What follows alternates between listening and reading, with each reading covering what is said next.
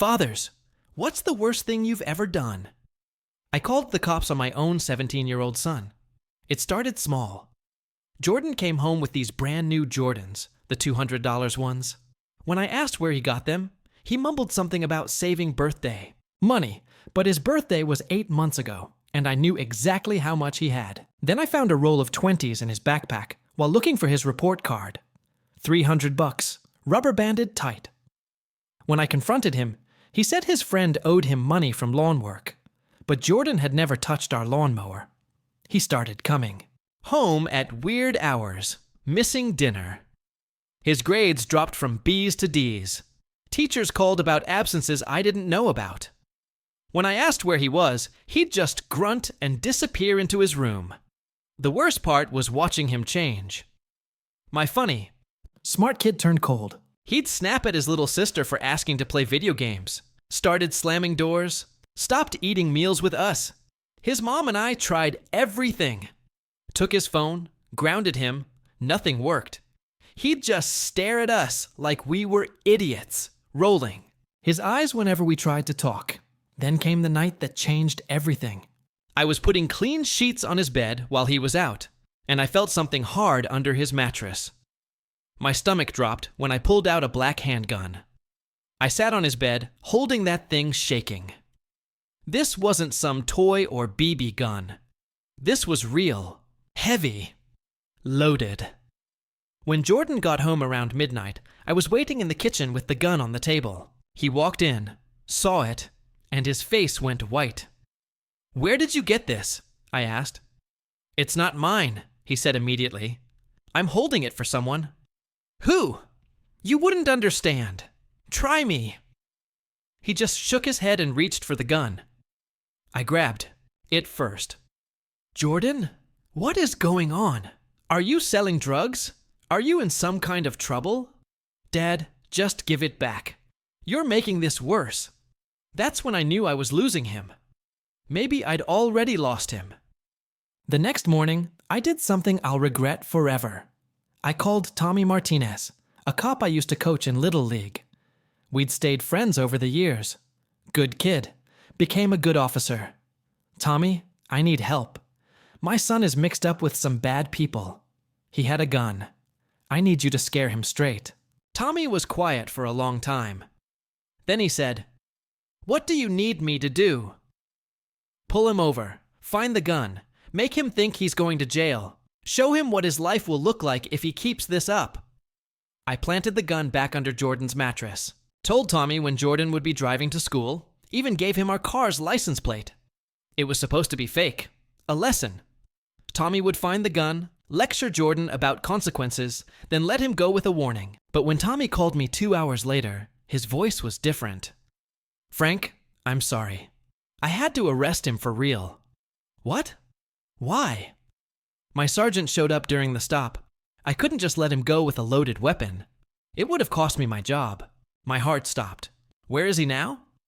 "County jail. He'll probably get probation since it's his first offense. But Frank, he knows you set this up." When I picked Jordan up the next day, he wouldn't even look at me. During the car ride home, he finally spoke. "You called the cops on your own son." "Jordan, I was trying to help you. You had a gun. You were lying to us. I was protecting myself. There's kids at school who want to hurt me. I never sold drugs. I never hurt anyone. And you? You had me arrested." The case took months. Jordan got probation and community service. He missed half his senior year, lost his spot on the basketball team. His college scholarship disappeared. He moved out the day he turned 18. Wouldn't tell us where he was going. Changed his phone number.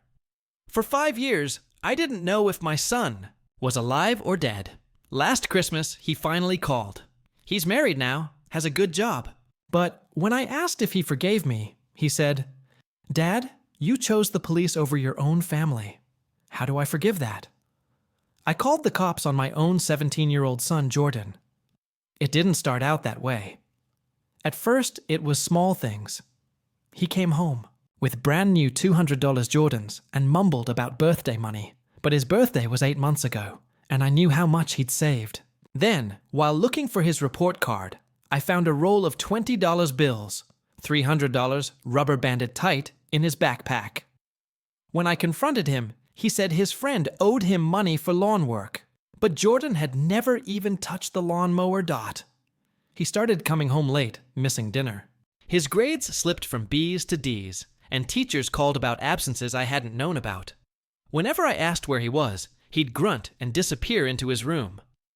The worst was watching him change, from my funny smart kid to someone cold, snapping at his little sister, slamming doors, skipping meals. His mom and I tried everything. Phone taken, grounded, but nothing worked. He'd just stare like we were idiots and roll his eyes. Then one night, while putting clean sheets on his bed, I felt something hard under the mattress. I pulled out a black handgun. Real, heavy, loaded. I sat on his bed, shaking. At midnight, he came in. I was waiting in the kitchen with the gun on the table. He saw it, turned white. "Where did you get this?" I asked. "It's not mine," he said. "I'm holding it for someone." "Who?" "You wouldn't understand," I asked again. He shook his head and reached for it. I grabbed it first. "Jordan, what's going on? Are you selling drugs? Are you in trouble?" "Dad, just give it back. You're making this worse." I knew then I was losing him. Maybe already had Dot. The next day, I called Tommy Martinez, a cop I used to coach in Little League. "Tommy, I need help. My son's mixed up with bad people. He had a gun. Scare him straight." Tommy asked, "What do you want me to do?" "Pull him over. Find the gun. Make him think he's going to jail. Show him the consequences." I planted the gun back under the mattress and told Tommy when Jordan would drive to school. Even gave our car's plate. I thought it'd be a lesson, a scare, then a warning. 2 hours later, Tommy called. "Frank, I'm sorry. I had to arrest him." "What? Why?" "My sergeant showed up. Couldn't let him go with a loaded weapon. Would have cost me my job." My heart stopped. "Where is he?" "County jail. Probably probation since first offense. But he knows you set this up." When I picked Jordan the next day, he wouldn't. "Look at me, Dot." During the ride home, he spoke for the first time. "You called the cops on your own son. Jordan, I was trying to help you. You had a gun. You were lying. I was protecting myself. There's kids at school who want to hurt me. I never sold drugs. I never hurt anyone. And you had me arrested." The case took months. Jordan got probation and community service. Missed half his senior year. Lost basketball and college scholarship. Moved out on 18 without telling us where. Changed his number. For 5 years, I didn't know if my son was alive. Last Christmas, he finally called. He's married, has a good job. When I asked if he forgave me, he said, "Dad, you chose the police over your own family." How do I forgive? That story. Oh, sorry. I left your luxury car with the keys inside. Now it's gone, my sister said, after I refused to pay for a $18,000 wedding ceremony. My mother added, "You're not poor. You can buy a new one."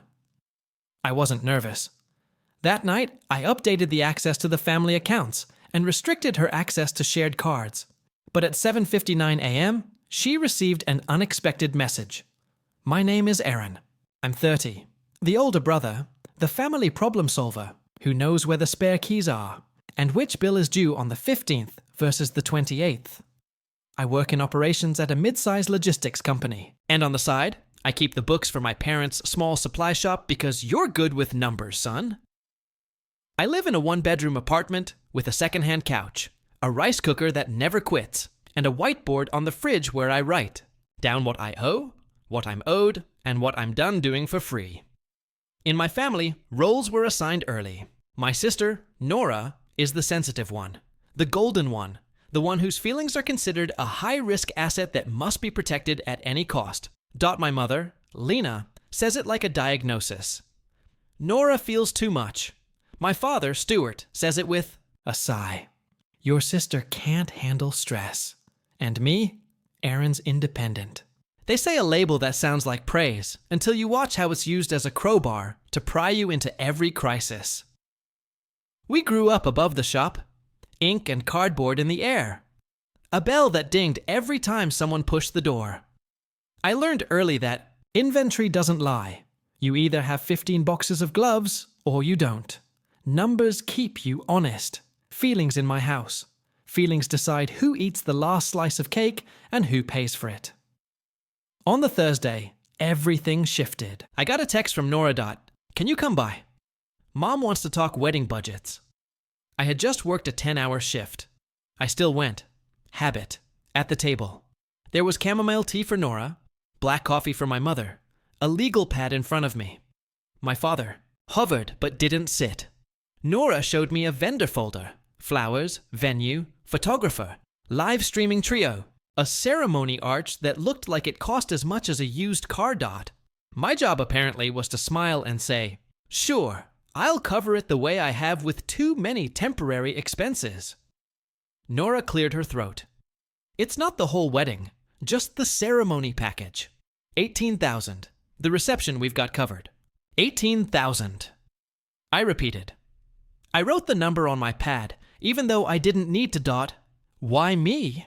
Because you're doing well. Mom said you have savings and your sister has had a hard year. We want it to be special. I'll give you a gift. I said, I'm not paying. The package. Nora blinked fast, then slower. She looked at Mom. Mom looked at Dad. Dad looked at the floor. Nora said, So, you're saying no? I'm saying no. She smiled like it hurt. Okay. We ate in a silence that didn't crack. I took my plate to the sink. I told them I had to get up early. Down on the street, I reached my car, my one expensive thing. A 6-year-old luxury sedan I bought, used after 5 years of saving and 3 years of walking. The back left tire had a smear of mud that wasn't there this morning. My door handle was sticky with something sweet. I wiped it off with a napkin from the glove box and thought nothing. The next night after work, I was back at the shop to drop off a box of toner. Nora was there, leaning on the counter like a cat in a warm window. She lifted her phone, took a photo of me, laughed at something on the screen. Hey, I said. Hey, she echoed. She twirled Dad's key ring around her finger. Oh, speaking of keys, funny story. What story? I took your car at lunch. I needed to pick up favors at the mall, and the van smelled like bleach. Your car smells like cedar. Anyway, I left the keys inside, walked away for 2 minutes. She shrugged. Now it's gone. For a full second, the room sounded like the inside of a seashell. I heard the hum of the fridge. A siren blocks away, my heartbeat in my ears. You took my car, I said to make sure the words were real. Nora tilted her head.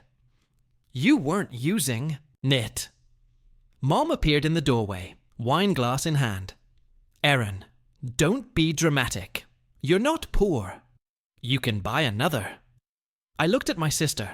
I looked at my mother. I looked at the bell on the shop door and thought about how it rang every time someone walked away with something they paid for. Okay, I said. The word felt like a coin. I put it down, noted. I didn't raise my voice. I didn't run to the mall. I didn't call the police in front of them. I stood there, nodded, and stacked a fresh ream of paper on the counter. The trigger had been pulled. I just didn't react the way they expected. This didn't start with the car. It started when we were 6 and 8. If Nora got a B+, we went for ice cream. If I got an A, Dad asked, couldn't it be A+? If Nora forgot her lunch, the whole shop shut down so Mom could drive it to school. If I forgot mine, Mom said, use your brain. Borrow $1 from the office jar. Rolls, they sink into you like ink. At 13, I got my first job sweeping the shop floor for $5 an hour. At 14, I learned to reconcile the till because you're good with numbers, son. At 15, I learned that good with numbers meant please donate your time. I adjusted inventory, stayed late, helped Dad write polite emails to suppliers he owed, made lists, made budgets, made magic out of thin margins. When Nora turned 16, she got a used convertible for confidence. The plate frame said, Princess, I got a congratulations. You're legal to work nights now speech. when she dented the car backing. Into a sign. Mom cried and said, "This is why she's so sensitive. The world is hard on her." When I cracked a phone screen, Mom said, "You'll replace it with your own money." I did. College was the same script with bigger numbers. I worked in the campus mailroom, then at a copy center, then as a night dispatcher. I kept the shop's books, remotely for Dad. Setting up a cloud account he called Witchcraft. Meanwhile, Nora changed majors 3 times. Each change came with fees. Mom called them investments in your sister's happiness. I loaned money once, then twice. Then what I loaned became gifts, because in our house, the sensitive one doesn't owe, she deserves. After graduation, I moved back to the city and took the operations job. 4 6-hours a week on paper, 60 in practice. It paid well enough to rent a decent place and save. The shop kept struggling. Margins were thin. Dad refused to modernize. He still wrote checks by hand. Mom still negotiated by doing that thing where she touched your arm and said, "You know, we've been loyal for years. Suppliers finally stopped taking touch as currency. Help your father," Mom would say. And I did. I migrated them to accounting. Software. I set up automatic backups. I made a simple dashboard. Payables, receivables, taxes due. The numbers did not care that we were family. The number said, pay or pay penalties. I can mark out my 20s and bills and birthdays. I paid the shop's late fee on a sales tax return once, $312. I paid for a pallet of nitro gloves when Dad's card declined, $1,180. I paid Nora's last-minute rent just for this month. You're the only person I can trust. $950. I repaired my car's alternator and drove her to an interview at a boutique gym. 40 minutes away, because her confidence car had vibes. I never saw the $950 again. I did see her Instagram post from a rooftop the next week, manifesting abundance. When Nora met Zach, a bartender with a good jawline and a flexible relationship with employment, she told me first, "He understands me." She said, "He says I deserve a soft life." I nodded. Everyone deserves a soft life. Someone just has to do the hard math to make it possible. The wedding planning started casual, a Pinterest board as someday. Then my parents took it as a cure for everything. This will give Nora a focus. Mom said this will show her that things can go right. The budget part landed on me. Of course it did. At the first planning dinner, I tried to be neutral. I said, "What can you afford without help?" Nora looked at Zach. He looked at his glass.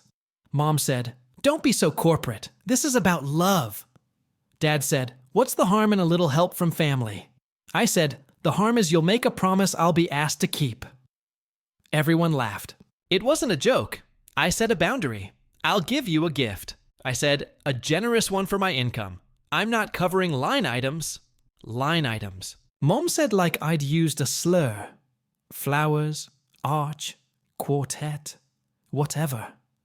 I said, "Pick what matters and what you can pay for. I'm not underwriting a theme, nor about pouted. It's one day with invoices." She texted me later that week, a link to a ceremony package that cost $18,000. "This one is perfect," she wrote. "It includes a live trio and a coordinator so I don't spiral." The marketing copy said, "Effortless elegance." The term said, "Non-refundable deposit." I spent an hour staring at my budget spreadsheet, at my emergency fund, at the little green line that meant I could breathe if my transmission died. Then I wrote back, "No, I'm not paying this." She didn't respond for a day. When she did, it was short. "I'm disappointed in you." Mom followed with a call. "Your sister is crushed. You could finally do something big for her." I've already done a lot of big somethings. "You're independent," she said. Like it was a free pass she could hand out. You quote, "L bounce back." "I'm independent," I said slowly, "which is why I choose what I do with my money." She went quiet. Then she said, "We'll talk at dinner." We talked. I said, "No." They stared at me like I'd broken a vase. The next day, Nora borrowed my car. and then told me it was gone because she left the keys inside for 2 minutes. It was a violation. Sure, it was also a message.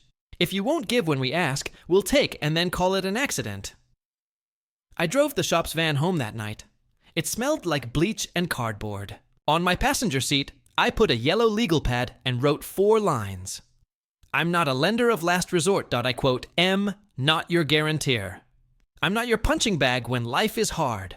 I'm your brother, not your bank. I stared at those lines like they were a lock. I realized I'd been turning that key for years and never closing the door. The big scene wasn't a movie.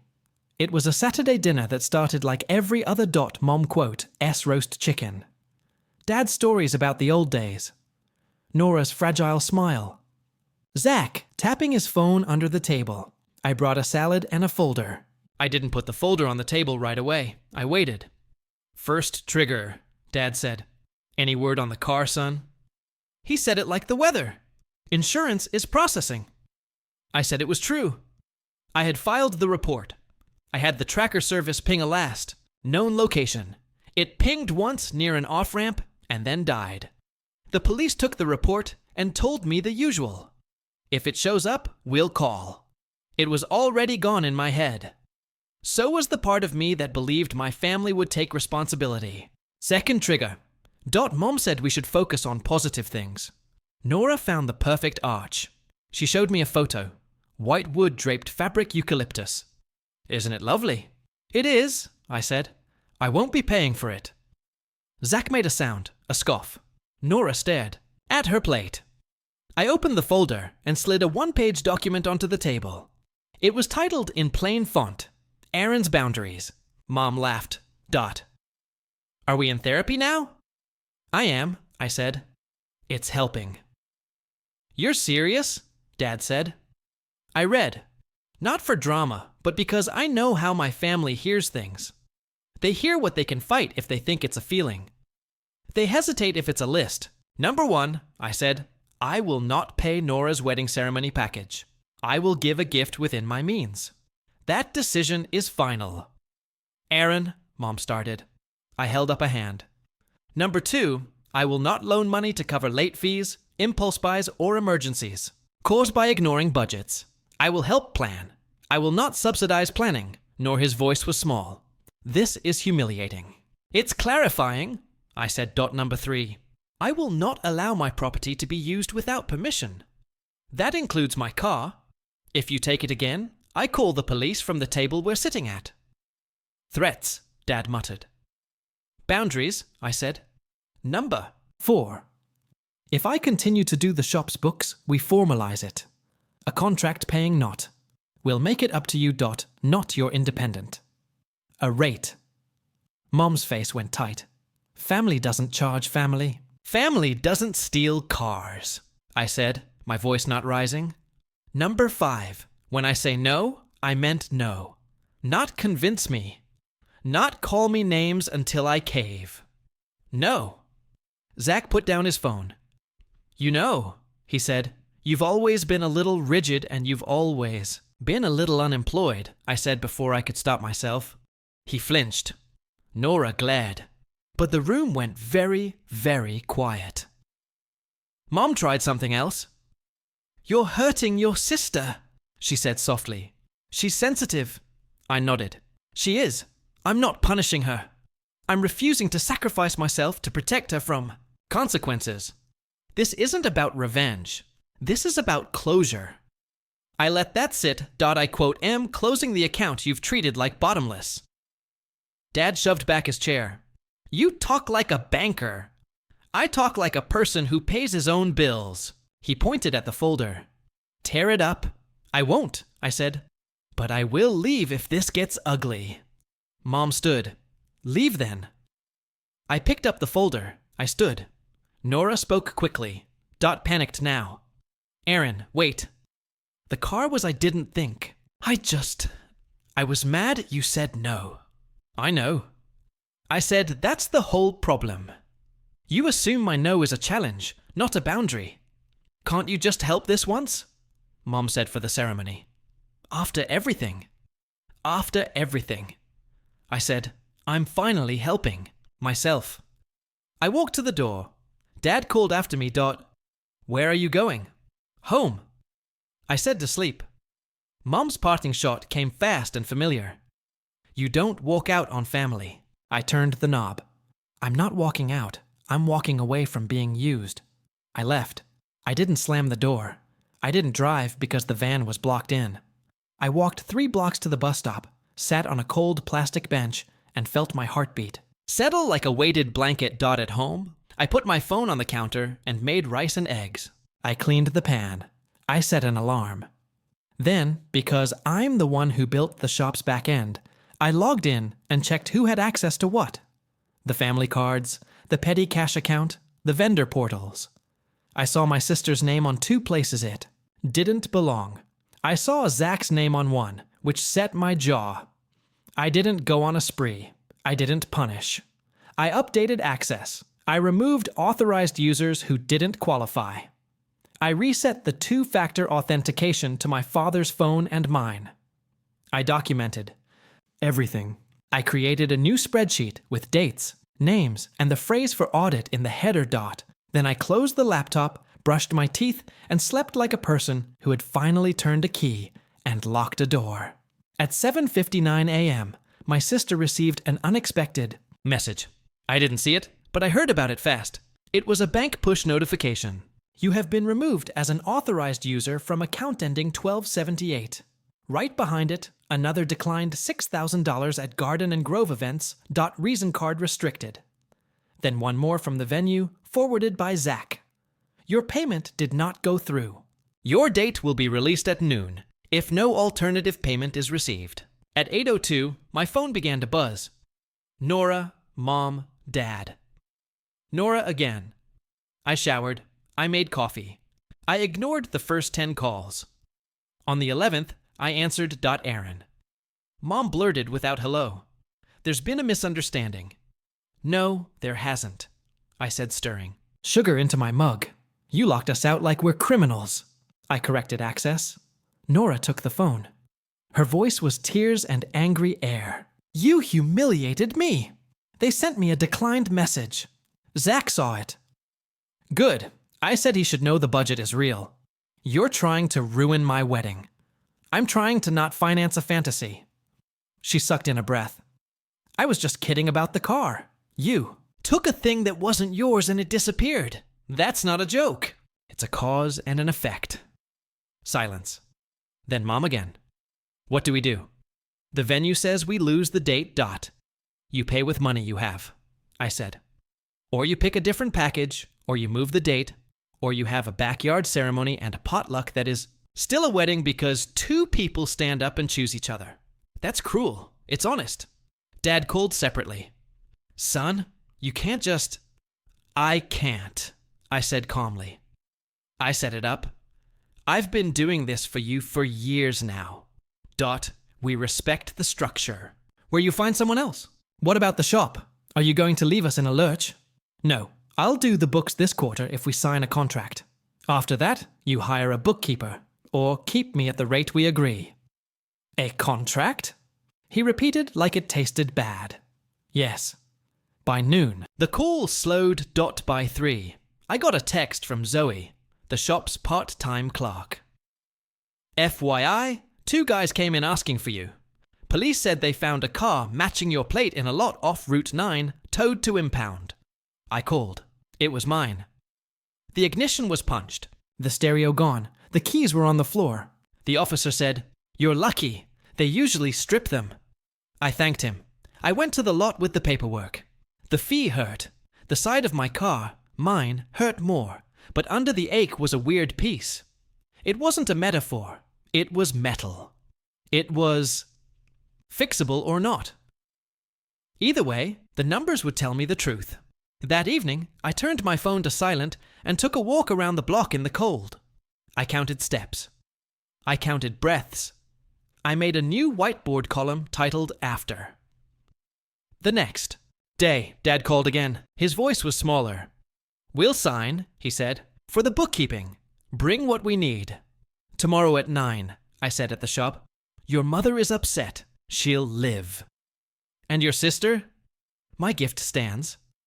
I said the number I told you. Cash or a check. Nothing. With my name on a contract I'm not party to. He exhaled. Okay. When I hung up, I felt empty and full at once. An odd combination, like someone had wrung me out and I could finally dry. Nora texted at 10:14 p.m. We were just joking. Come back. Then minutes later, please. I messed up. I stared at the screen. I typed, deleted, typed again. I landed on. I'll talk tomorrow. Noon. 30 minutes. Coffee. Neutral place. She sent a thumbs up. It wasn't an apology. It was close. At noon, she showed up in a sweater too thin for the weather. We sat by the window. She didn't do the baby voice. She didn't call herself sensitive. I hate you a little, she started for making me look. I know, but I also get it. She looked out the window. When Zach said something nasty last night about how your money should circle back to me because blood. I heard it, and I thought that's exactly what I say. It sounded ugly coming out of someone else's mouth. I let the silence do its job. I can't afford. The $18,000, she said. I told Mom it was non-negotiable because she always makes non-negotiable come true. What can you afford? I asked. She ran numbers on her napkin. 5,000. If we cut the quartet and the arch and do silk flowers for photos. That's a ceremony, I said. She nodded. I hate you a little less. I can live with that. We sat a while longer. She finished her coffee. I did take your car to be petty, she said, voice thin. I wanted you to feel something. I didn't think. I thought it would scare you and then you'd say fine. That's how it works with Mom. Yeah. I said it used to work with me too. We signed the bookkeeping contract on a Tuesday morning. 10 lines. Scope rate. Due dates. Who does what when. Dad's hand shook. Mom hovered and said, "This is silly." Twice. I printed a copy for them and one for me. I didn't feel triumphant. I felt clean. The wedding changed shape. No string trio, no arch, a small backyard ceremony, an Aunt May's yard under a maple tree, with solar lights, silk flowers that look fine in photos, a Bluetooth speaker, and a playlist. Zach tried to make a speech about how family shows up, and Mom shot him a look that shut him down. That was new. My gift was an envelope with a note for chairs and appetizers. No IUS. Nora hugged me once quick. She didn't cry. Also new. The car took time. Insurance covered part. I paid the rest. I fixed what I could, accepted what I couldn't quote IT. Somewhere. In there, I stopped seeing it as what Nora did and started seeing it as what I allowed when I didn't have a line. The difference matters. It keeps the venom out of your mouth. At Sunday dinner a month later, Mom put a slice of cake in front of me with my name on it drawn in shaky chocolate. She cleared her throat. I used to say, "Nor is sensitive as an excuse," she said. I'm trying to stop saying it that way. Okay, I said. I didn't clap. I didn't make a speech about growth. I ate my cake. It tasted like butter and sugar, not like apology. That's how it should taste. Dad pulled me aside after. You saved the shop, he said softly. You deserve to be paid whenever you touch the books, even if one day you decide not to. He paused. I also shouldn't have asked about the ceremony like it was normal. It was normal for us, I said. Now it isn't. Nora texts less now. When she does, it's, "Can I ask you something?" Not "I need you to." Fix. Sometimes I say yes. Sometimes I say no. Sometimes I send a link. Sometimes I realize I don't need to be in the conversation at all. I wrote a new list on my whiteboard. 6 lines. Big letters. I won't fund emergencies that were budgets in. Disguise. I won't be guilt into gifts. I won't participate in jokes where I'm the punchline and the wallet. I will charge for my work. I will say no and let it hang in the air. I will love you without doing your homework. It looks simple. It isn't. It's a daily choice. Some days the old script scratches at the door. I hear she's sensitive, and my hand twitches toward my card. Then I look at the whiteboard. Then I breathe. If there's a moral, it's not fancy. It's not burned into wood or stitched on a pillow. It's this dot family is not a subscription you auto-renew with your boundaries turned off. Family is a relationship where love has a spine. My no is not a weapon. It's a doorstop that keeps me from being pushed into rooms I didn't agree to enter. This wasn't revenge. It was closure. I closed access that never should have been open. I closed the loop where my independence meant I had to cover for choices I didn't make. I closed the book on a math that never balanced. My name is Aaron. I'm still the brother who knows where the spare keys are. I just keep my own set in my pocket now. I'm still good with numbers. I'm better with limits. And if you ever want to know whether a boundary is working, check the ledger you keep in your... See?